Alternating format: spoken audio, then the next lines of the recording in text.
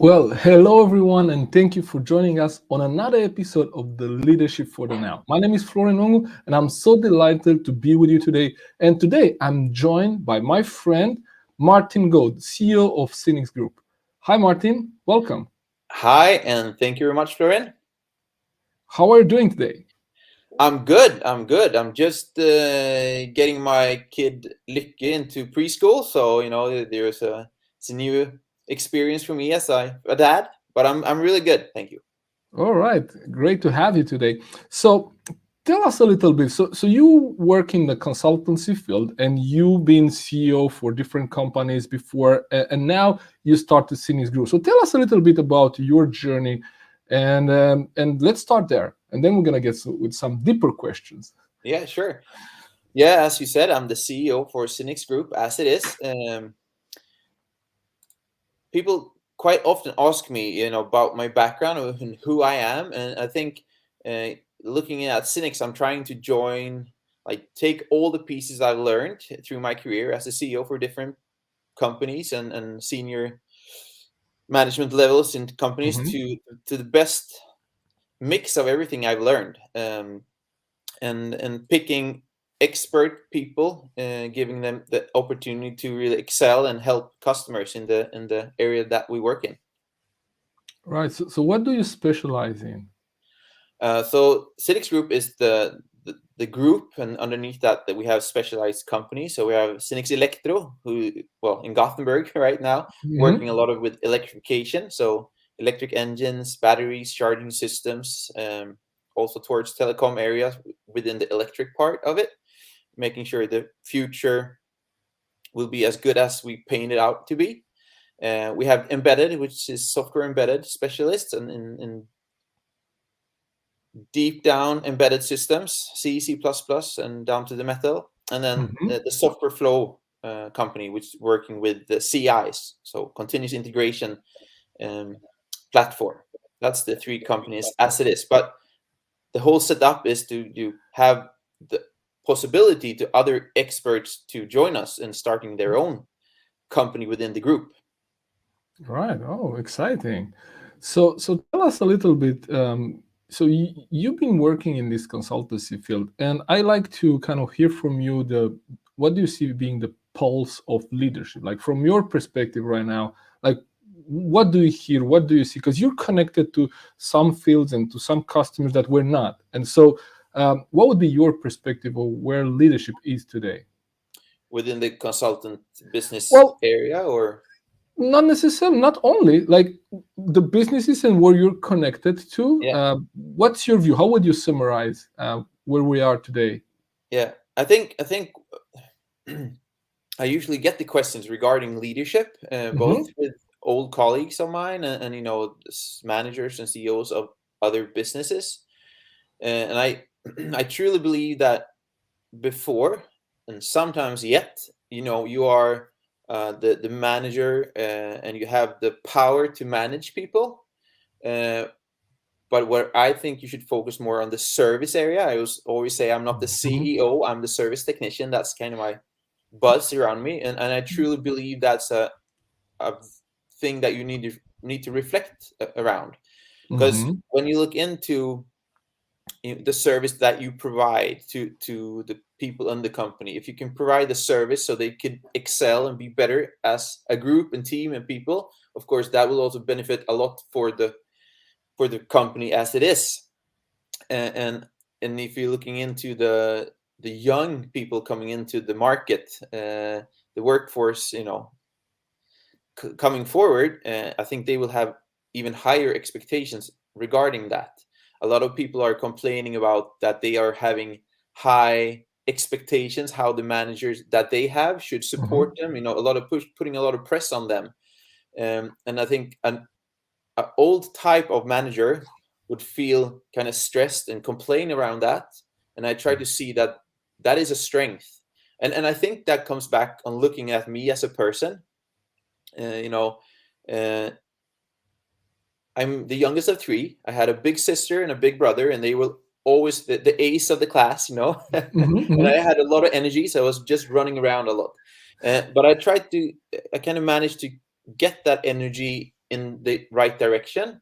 And then I found out that, then I was usually faster and stronger than most people. And I think when I see a person complaining, or they want to do more, or they want to have more challenges and so on, I see that as a strength, not Hmm. as an obstacle, or something that I have to handle in a negative way. And I think that is something we need to look into a lot, because I think people will stay shorter usually at Hmm. their, they will stay 2 years or 3 years, and sometimes they might stay 1 year. Yeah. Try to make that year as efficient for them, and also then the company as efficient, because the speed the development are going, the people that want a lot, they will also make sure that they could give a lot to the company that they are working with. And I think that is something that you need to think about as a manager these days, and looking forward as well. Right. So I like And that a lot. Service technician, right? So is the same way of saying that you're serving your team, right? Rather yeah, than them working for you. yeah, and I think that's uh, and I like that. People can that can make you feel good, or it can make you feel bad. And I think it makes me feel really, really good when I service someone. I like that. Yeah. And it could be a customer that comes with a problem or an issue, or they need help with something, and they could be a colleague that are already hired in SiNIX, or it could be a student. I usually talk when talking to people at Charm, which is Hmm. unfortunately canceled this year, but otherwise at Charm. I always try to say I'm the most honest center point at Charm, because if you see yourself as a service technician, then you see on others to serve, right? You don't see a Hmm. person that should do something for you. You see, what can I Right. do for this person? And when I say I'm this, middle point of honesty there, a lot of people don't see that person. And being a service technician means that you might sometimes recommend that person that to do something that will not be beneficial for you. And Yeah. in the long run, I know that that will give back more than you know, it will give you more than it takes. And this is so hard to so many people to uh, understand and think about. I've been working in international companies, Hmm. traveling Europe, and they say, we want the result, Martin. Yeah. We want the result that you can get us, but we cannot do it in the way that you say we should do it, right? And that's so interesting to hear, because then they don't really understand what it is to be a service technician, to service people in that sense. Yeah. So I hope if I can give people one thing from this conversation with you, is to Yeah. be more of a service technician than anything else. That will help you in the long run. Wow. And I see this as well, because when we sit, I sit with many leaders, and when we sit and we look at the mindset that you are sharing right now is what we call to be the value added mindset, right? So it's rather than extracting values from your customer, from your employees, right? You're adding value to them, knowing that that value will come back to you in different ways, right?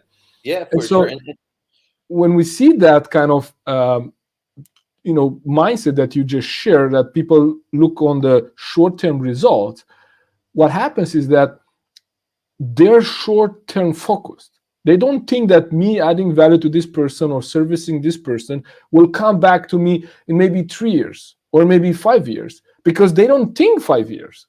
They think quarters, right? So when you look at corporations, they think about what was our result last quarter. They don't think about, well, we can have a lower result this quarter, but have a better result next year. Yeah, for sure. And as I told you, like if you look into my LinkedIn profile, it says Yeah. that my like it might be rooted in philosophy, right? But Mm-hmm. the thing is that a lot of people do not understand when I talk about adding value. They think I give away, and I will never get anything back on it. And when you say that it will be something that you will not gain on a short time level, people think I'm not talking about, of course, I'm the CEO of a company. If we will Yep. not earn money in the long run, or even in the short run, there will not be any business. So I think Yeah. that's really important to understand, that when I say that, it does not mean that I mean that you should not earn money. but you need to understand that if you have a longer view, you will act in a way that in the long run you will earn more money than you would if you had just looked at it in a very short term of period. And the whole setup, coming back to SiNIX, because Yeah. I, the whole setup is to give. No, when we talk to a customer, okay, let's focus on what you need right now, not necessarily what is good for me. We have Åke Bosén. He might be listening in right now, but he has a story about him. He's the R&D manager of Hasselblad, and we have Matthias, who's I met him as a super talented young person, and I had a meeting with him in 20 minutes, and I understood that okay, this person should not work for me. He should work for Åke at Yeah. Hasselblad. Yeah. So I stopped the interview, and Matthias thought he had performed so badly that I Yeah. canceled it. But in the next sentence, I said, no, you need to talk to Åke to start to work at Hasselblad. And then I'll try to make the story short, but in the long run, Åke could not hire him as it was right then. So then I hired Matthias. He went out for an assignment for a short time of a period to Tommy, who's the CEO for SiNIX Software Flow now in the company, but at that time working at Ericsson. Mm-hmm. And he was there for 3 months at Ericsson. And then Åke called Matthias and said, okay, now we have the position. I want to hire you. So then I needed to call Tommy and say, okay, we need to move Matthias. And of course, I can't fee you for those 3 months. So I paid for Matthias 3 months, couldn't any charge Ericsson for it, a penny, and then go to Åke and say, oh yeah, you can hire him. But then I had a very open, transparent dialogue with Åke and say, okay, to make the summarize like zero, can he be a consultant for a couple of times, like a month? Yeah. And in the long run, me and Åke built a super strong relationship due to that. And if you look into the long run, in his, then we had like 5 consultants at Hasselblad. And if you look to how much money I earned acting on that, have you looked on a short time level, over a 6 months period, I would earned 0 SEK. Yeah. But if you look into a long period of time, creating a good relationship with Tommy, now the CEO for one of the companies, in the group, and Åke, it's a lot of money just because I had a long-term engagement to both Matthias, who I interviewed and employed, Åke, who's the R&D manager, Tommy, who was the manager for a part at Ericsson, and all those things I know would have been stopped for most people because they thought short time he should continue at Ericsson, Yep. And so on. Yeah. And Åke, he still meets me and said, I can understand how you thought around that. He still has that as a story. But I think that's the concept of how people should think, creating value for each other instead of looking at short time part. And there's tons of stories around that in my track record, and I'm still so surprised that people do not act more like that because the story and the numbers are there. It's a better way to work. But this says a lot about you and your philosophy and your view on leadership. And it sounds really soft, but it's actually pure numbers in the end.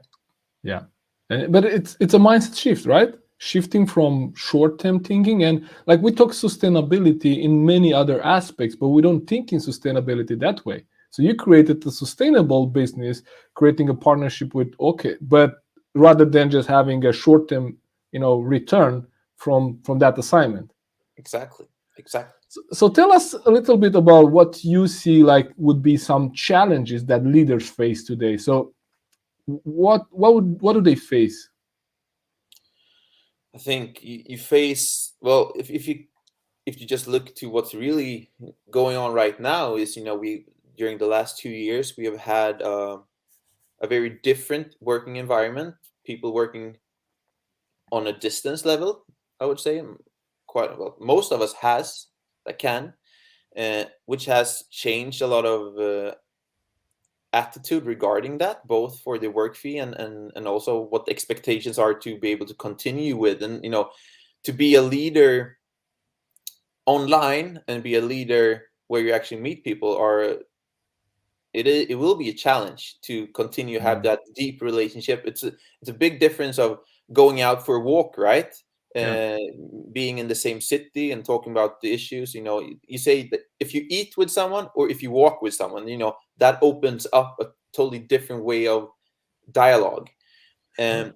And it will be harder to have the one-to-one talk, as you need to have with your managers or the people that you should serve, right?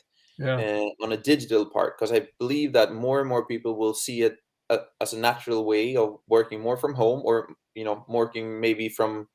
The other day I heard a person having a work holiday, so they were at Tenerife working for Hmm. 1 month, but they were actually still working, but from Tenerife Yeah. towards Gothenburg. And I think Yeah. that is the expectations that you need to understand, that they will be there. And now Yeah. we need to kind of find a way of managing that in a good way and creating the same kind of team spirit still, even if you have a team that might be working with the same thing but divided in different cities in Gothenburg, in the world, and so on. And of course, this isn't nothing really new, because it's been going on at Ericsson and Volvo and so on, that where they have had teams from different parts of the world. But I think that will be a much bigger cake as it is. Yeah. And I think that could be, for the people that are managing that in a good way, be a very big beneficial part trying to recruit people. Because in Gothenburg area, we see that there are more challenges that we can cover with the people living in Gothenburg. We need to look much wider than that. So I think Yeah. that's one big thing that you need to discuss and work around to meet that need. Right. So then I usually presume, and I think I'm right, with challenges come some opportunities as well, right? So what would you For say sure. then being the flip side? And what would be some opportunities that leaders have today? Yeah, for sure. And one leader part that I was talking to Cristiano, the R&D manager at ESAB. Hmm. The best part about my job is that I know so many people working in different areas. I love that. But I talked to him, and he is a super engaged person. He's Brazilian, and he is on fire.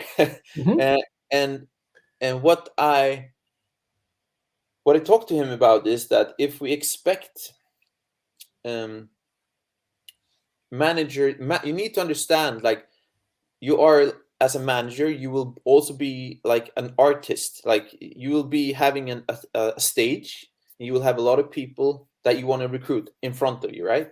Hmm. And I think one big challenge is also to get the people that are they're used to having 10 different people that want to join the company, and choose with them, and then having them picky. I think they need to understand that they will need to be the salesperson, getting the 10 people to actually to show up to the stage. I Yeah. think getting that switch to get people to understand, I'm a manager, I'm also responsible of creating a good show, so a lot of Yeah. people show up to Yeah. the show that I have.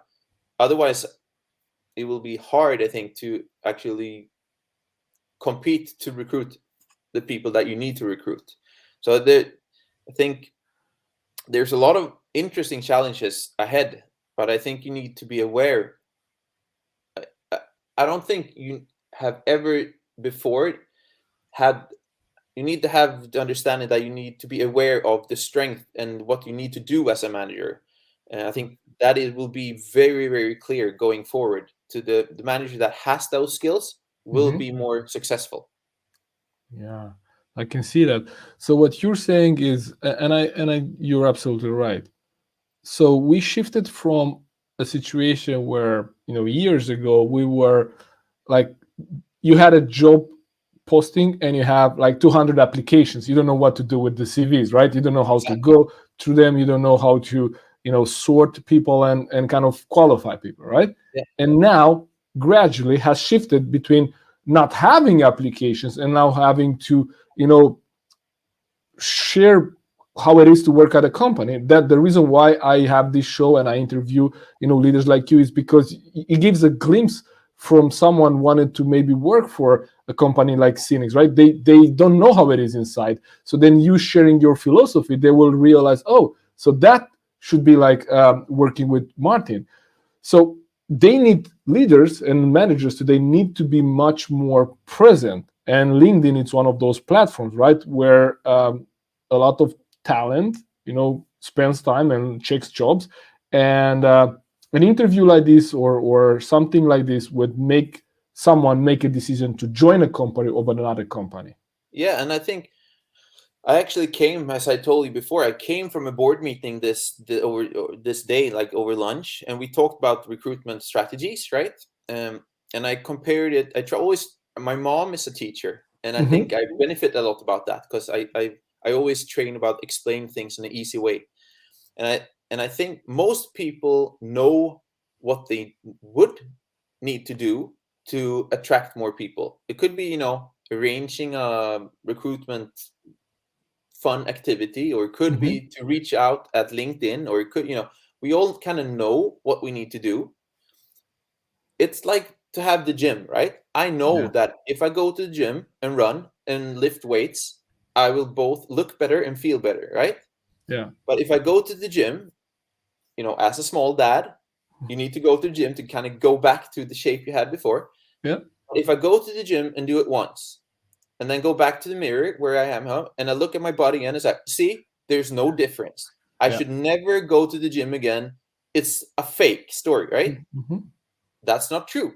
You need to repeat, repeat, repeat, repeat. And I think that is when you sit down and they talk about recruitment strategy and someone comes up with a clever idea, we should have this activity because that Mm-hmm. is a good thing for us to do because then people should line up for the ads that we have. Yeah. That's wrong. You need to have that activity ongoing. Like it's like training. If you stop training, the result will go away. I think that is the kind of mindset you need to have as a manager. It's not talking about it, it's doing the things that you talked about. That will be the big difference. And all the people that I see, Tobias Schött, example, that an old colleague, he's doing the work and he gets the result. So I think that is something that you kind of just need to do. Yeah, absolutely.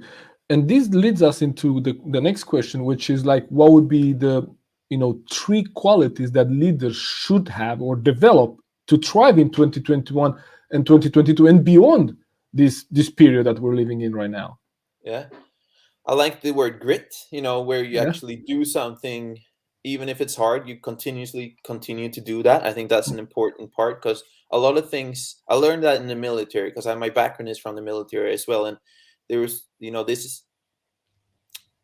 it's about this thing. We should dig a hole. Like the captain comes and says, we need to dig this hole. And a Hmm. lot of people start to complain, oh, it's frosty, it's hard to dig, and so on. And the longer you complain about it, the longer the time will take to dig the hole. If you just dig the hole, you will be able to quit faster. And I think that is like do the things that you have ahead of you. I think that will help a lot.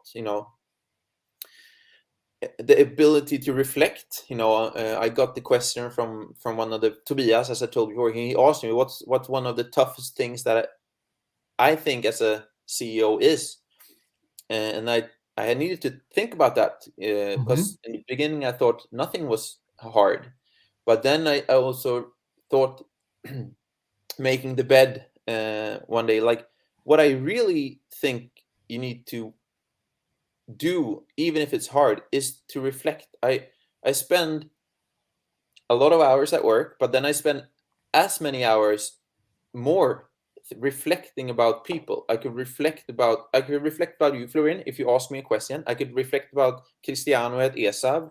I could reflect about Peter Holfeld at Polestar. I could reflect about Tommy, my colleague. I could, or Albin. In that example, when I was making the bed, it was about Albin, one of the people in one of the companies. Hmm. And I reflected about how how can I make him understand what he needs to do, to perform well for the company, and you spend a lot of time reflecting about how you could help a person, like to service a Hmm. person, Yeah. uh, and if if all those questions would be easy to solve, of course anyone would solve it. But Yeah. then you have people, managers hopefully, that have the quality to be able to have the grit and then thinking about the service, how should you service it in the best of ways, and how do I reach this person, how do I reach into this person's mind to help them in the best of way. uh, and that's why probably I'm happy about my mother, who's the teacher, spending a lot of time, how do I reach the person I should serve in the best of ways. um, but then you need to be a person that kind of wants to think about those things coming back home, Yeah. using your brain and energy to solve those problems. It's like having a technical problem as an engineer, but Yeah. on the management level, it could be a different problem, but you still want to solve the problem. So maybe problem solving is a part. Oh, absolutely. Yeah. So I think this part with reflecting and spending time after an event has happened or a meeting has happened, this is a really good strategy. So what I have learned is that if we have this conversation now in this interview, right, and then we each go our ways. For most people, when the event is over, when the meeting is over, for them it's over. But for Exactly. people like you go back home and say, okay, what could I have done differently? What could I Yes. have done better? What did I learn? What can I do differently? How can I maybe add more value next time? And that's where learning comes from, because in the middle of the conversation, we're not able to stop and reflect, but then afterwards, we are able to go back and look at it. So I think And question it's yourself. Sometimes I think I need you question yourself, because sometimes when I get frustrated about something, Mhm. I'm a person. I will not agree with everyone, but when I get back home and reflect, I very often question myself. Why did I think like that? Why do I get frustrated and irritated about that? What can I control within this area, to still be creating value for that person? Because like it could, of course, I could meet managers at Volvo who says things I don't agree with. And instead of just going back home and say, oh, I don't agree, and then getting frustrated, I think, okay, how does his world look like? What do I miss in my puzzle here to understand that person? Because when I understand that person, then I can understand how I can create service to that person. And I think that takes a lot of energy, but I love when I kind of reach the answer, because then I understand, okay, now I understand what I should add so this person actually thinks I service them, and then possible things will happen. Absolutely. So this is, in one word, what I'm hearing right now from other leaders. It's empathy, being able to see the situation from the other person's perspective and being able to see how do I best serve them. And you cannot do that unless you actually you know their situation, right? You start to think about, okay, so maybe I'm not seeing the whole picture. Maybe I'm missing something here. Maybe it's something that I would need to consider. So you're absolutely right. That's one of the things that leaders should be, better at. Um, And I have so many things to talk about those. well, The time I, always flies when we talk. But one last part regarding that, because also what I feel sometimes that people misinterpret about that is that mhm, when when you meet the manager, and you go back and you understand their problem, you could still challenge them in the way that they think, but you challenge them from the same ground. Then you can understand where they are, and you can kind of start the same language that they have, and then they can challenge them still in the best for them, right? But mhm, you can still challenge them. So it's not like I always go back and give them what they want. I give them what I know from their side could be a positive or another way of reaching more value, right? So I yeah. think that's why I always say that to create value, you do not always say yes, but you need to understand in what language and how you could, present those things to. I even, I think that is something that you need to understand. It's service is not always giving what people want, is giving them what is giving them more value. Yeah. And this is from the marketing. I have a marketing mentor that says that we should hide the broccoli, what people need, inside the cake. right? Yeah, So people exactly. want to buy the cake, but we should put somehow the broccoli inside because Yeah, otherwise they don't want to buy it. yeah. All righty. This has been really, really good. So I have a more personal question. Like, what was the best leadership advice you ever got, and how did that help you? I've have had a lot of recommendations, Jeremiah. So I guess the summary is what this the key I've kind of shaped is. But I always talk about this actually from the military, Hmm. and he was a captain. In the beginning, everyone was scared of him because he was really big, Yeah. muscly, and he had a super strong voice. But in the end, what I respected him for was to have high hopes and big demands on us, but he treated everyone equal. And as a leader, I think you need to be able to have high hopes and actually, paint a big picture for people and expecting them to fulfill that picture, but Hmm. also being very supportive and giving them when things shit hits the fan, Yeah. then you support them, right? Yeah. Challenge them to take a bigger step than they ever was able to put their mind into, and Hmm. they're probably scared of it. Yeah. I say you can do it, and when they can't do it, then you'll actually you they will fall in your arms. Yeah. I think that's he made that very very clear for us. I have so high expectations on you guys, but when shit hits the fan, you can always like rely on me as your captain, and your safe haven in that sense. So I think that is, if you want to be a true and good leader, with all the things I've said, Yeah. remember to challenge the people that you have in your group, and but when they fail, because they will fail, you will also fail. Make Yeah. sure that they feel safe to fail, because then they will do the steps that they would not be able to do themselves, but they will also go much further than they would have if you weren't there.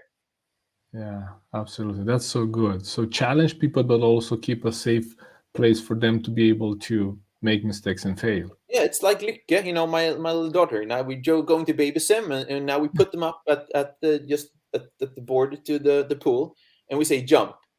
And in the beginning, they jump very small, but you catch them and they feel safe. And then they want Mhm. to jump further and further and further. The Yeah. same thing is about adults. Like we just need to put them in a new situation and kind of help them, and you can push them, and that's how you kind of develop people. And that should give you energy, and you should. That's what you. I always say to people, I want to meet you 5 years ahead or 10 years ahead, and I want to do like the best and most warm high five in the grocery store, and I want you to look back at the history that we have created and say, would never have done this without you, right? That's Yeah. the kind of mindset and long term feeling that you should have as a leader. Wow, that's so good. Thank you so much. You added so much value to us today. The question that we ask all of our guests is like, if you summarize in one sentence or one word, what leadership for the now means to you, what would that be? I think that's a good way of sharing knowledge, getting motivated and inspired by other people. I'm looking into it, and I think keeping the subject interesting and challenging and sharing knowledge is the best way forward for everyone, actually. So that's kind of how I feel for it. Absolutely. Well, it's been a pleasure having you, and you added so much value. Thank you so much for joining us today, and I look forward to catch up, after this show. And for those of you watching, I look forward to join you again next week with another episode with another wonderful guest. Thank you for tuning in. Take Thank care. you. Bye bye. Bye bye. Bye.